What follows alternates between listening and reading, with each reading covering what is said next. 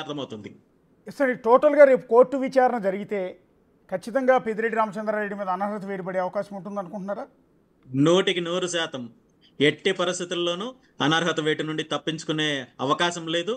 కాబట్టే ఈరోజు అలాంటి అవకాశం లేదు కాబట్టే వాటికి సంబంధించిన ఆధారాలన్నింటినీ కూడా చెరిపేయాలనే మదనపల్లి సబ్ కలెక్టర్ ఆఫీసులో ఉన్న ఫైల్స్ను దగ్ధం చేయడం కావచ్చు, అక్కడ అరాచకాలు చేయడం కావచ్చు, వీటన్నింటికీ కూడా మూలం ఇదే అన్న. దాని నుండి తప్పించుకోవడానికి ప్రయత్నం చేస్తున్నారు. కానీ అంటే మదనపల్లి ఆర్డీఓ ఆఫీస్లో ఫైల్స్ తగలబెట్టడం వల్ల పోయేదేమీ లేదు. కావాలంటే ఎంఆర్ఓ ఆఫీస్లో ఉంటాయి, లేదంటే ఆన్లైన్లో ఉంటాయి, ఇంకా కాదంటే కలెక్టరేట్లో ఉంటాయి.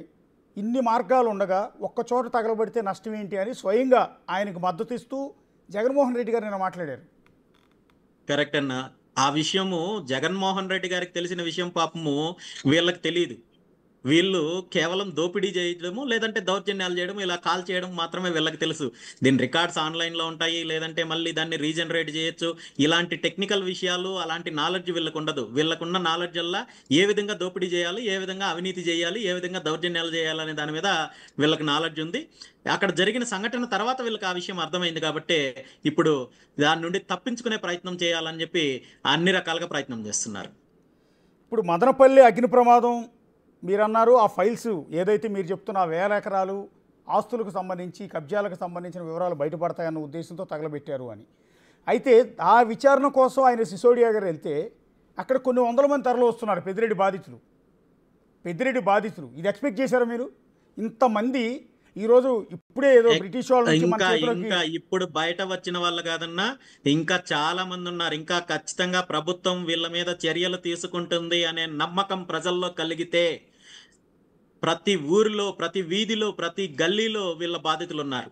ఖచ్చితంగా వాళ్ళందరూ కూడా బయట వస్తారు. ఇప్పటి వరకు ఇన్ని సంఘటనలు జరుగుతున్నా ప్రభుత్వము హడావిడి చేస్తుంది, ఏదో ఎంక్వైరీ చేస్తున్నాము, ఫిర్యాదులు స్వీకరిస్తున్నాము అంటున్నారు తప్ప ఇప్పటి వరకు దీని మీద ఎటువంటి కేసు ఫైల్ చేయలేదు. ఏ ఒక్కరి మీద చర్యలు కూడా తీసుకోలేదు.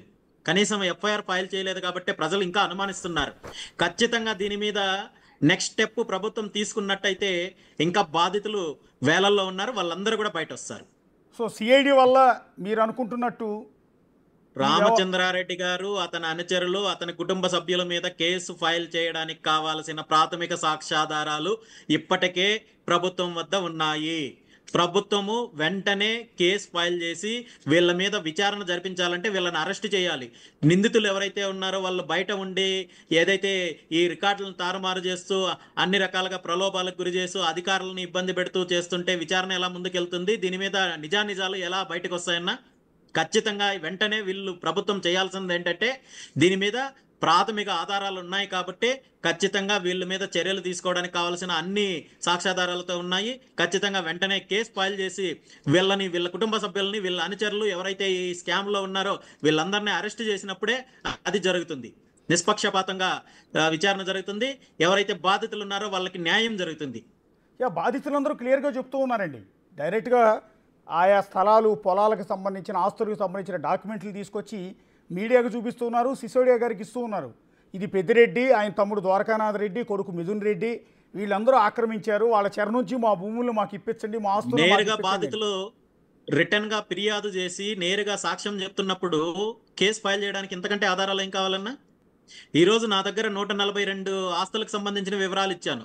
ఇవన్నింటిలో కూడా మీరు అన్నట్టు ఇందులో 3 ఎకరాలు ఉంది, 4 ఎకరాలు ఉంది, 10 ఎకరాలు ఉంది, 20 ఎకరాలు ఉంది.